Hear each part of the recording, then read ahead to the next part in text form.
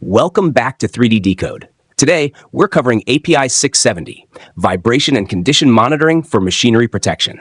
This standard defines how we instrument, monitor, alarm, and trip rotating machines like compressors, turbines, and pumps to ensure safe and reliable operation. Let's break it down step by step.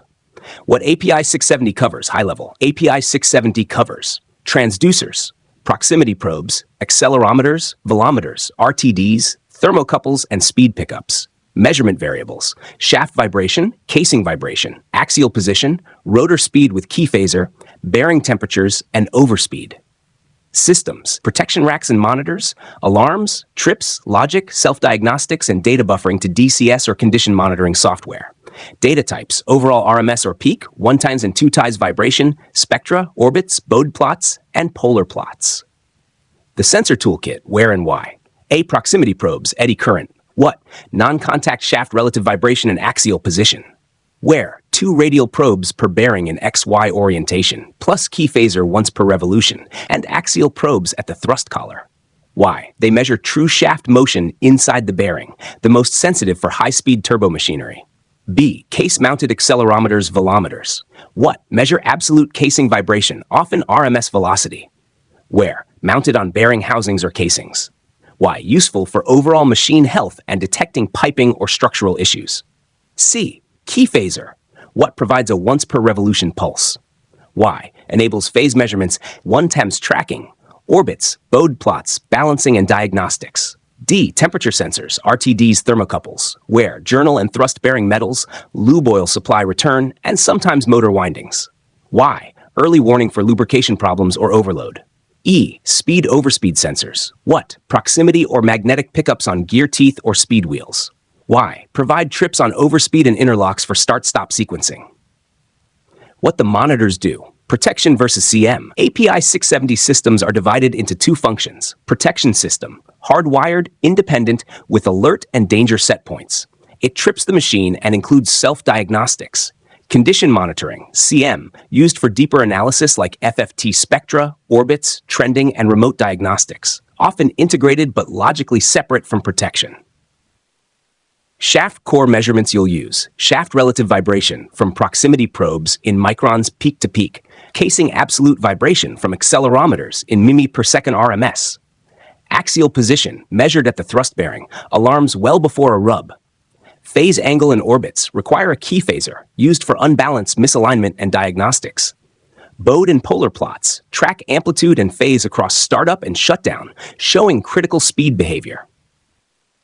Best practice placement and setup. Some field realities. Radial probes, 2 per bearing at 90 degrees, often tilted 45 degrees to avoid oil holes. Key phasor must have a clean, clear once per rev pulse. Axial probes, ideally an opposed pair at the thrust collar. Trip levels must be below mechanical limits. Cabling and grounding. Use shielded cables, rigid brackets, avoid ground loops. Set points. Configure alert and danger levels with OEM guidance. Verify during bump, slow roll, and run-up tests. Documentation. Save probe IDs, gaps, polarities, scale factors, and acceptance test data in the job dossier. Typical fault clues, fast diagnosis. Unbalance, strong 1-time vibration, stable phase, peak at critical speed. Misalignment, elevated 1-temp plus 2-tens, often high axial vibration. Rub or looseness, broadband response, distorted orbits, sub-superharmonics. Oil whirl whip, subsynchronous vibration around 0.48 tenths, growing to near half-speed whip. Resonance structural, high casing velocity, often solved by improving supports or anchoring. Mini quiz. Quick quiz. 1. What does a key phaser enable that overall vibration alone cannot? 2. Which sensor measures shaft relative vibration?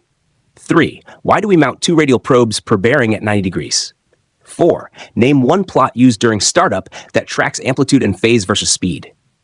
Practical task, hands-on. Here's a field-style exercise. Draw a probe map for your machine. Show bearings with XY probes, key phaser, and thrust probes. Record each probe's tag, sensitivity, for example 200 millivolts mil, calibrated gap, polarity, cable route, monitor channel, and alert danger settings. Then create a startup acceptance worksheet. Capture 1-temps amplitude, phase, critical speed behavior, axial bias, bearing temperatures, and steady-state values. This becomes your baseline for troubleshooting and condition monitoring. Interview Q&A. Q. Why use proximity probes instead of only accelerometers on high-speed compressors? A. They capture shaft motion relative to the bearing, which is critical for rotor dynamics. Q. What is axial position and why is it monitored? A. It's the rotor's thrust position relative to the bearing, protecting against thrust-bearing failure. How do you distinguish unbalance from misalignment? Unbalance shows dominant onting with stable phase. Misalignment shows one-toots with high axial vibration. What's the purpose of alert versus danger set points? A. Alert notifies the operator. Danger initiates an automatic trip. Q. Why is a once per rev reference required for orbits and Bode plots? A. To calculate phase and synchronize data with shaft rotation. Outro. And that wraps up our session on API 670, vibration and condition monitoring. If you found this breakdown useful, don't forget to like, share, and subscribe to 3D Decode for more deep dive engineering content. See you in the next video.